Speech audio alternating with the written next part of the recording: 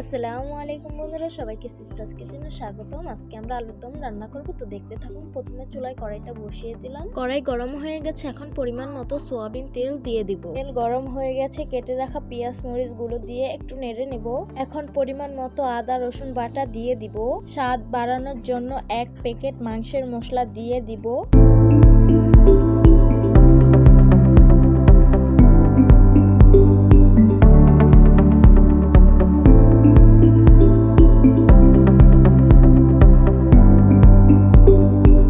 ভালো করে কষিয়ে নিয়েছি, এখন ধুয়ে রাখা আলুগুলো দিয়ে দিব।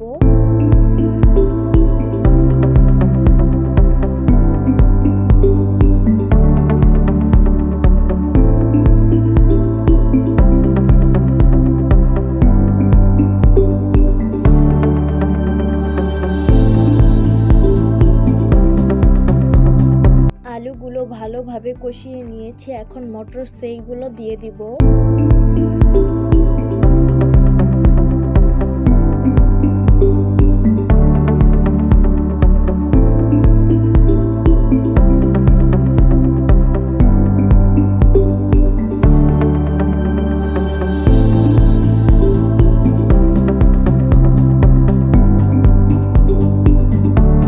আর মটর সেইগুলো ভালোভাবে কষিয়ে নিয়েছি, এখন আমরা পরিমাণ মতো ঝোলটা দিয়ে দিব।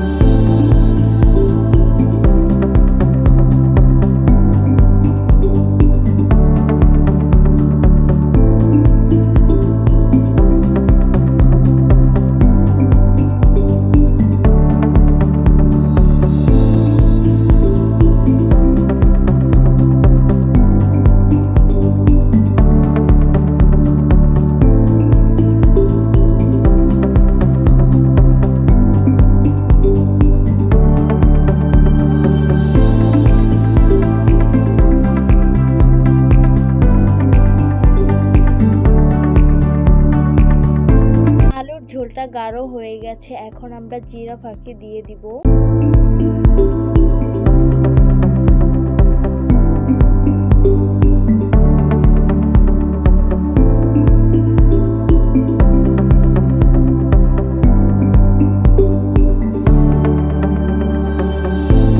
রাখা ধনে পাতা পরিমাণ মতো দিয়ে দিব। আলুর দমে ধনিয়া আর জিরা ফাঁকি না দিলে মনেই হয় না যে এটা আলুর দম। স্বাদ বাড়ানোর জন্য ধনিয়া পাতা দিয়ে দিব। আমরা বিক্রমপুরের মানুষরা এভাবে আলুর দম খেতে পছন্দ করি।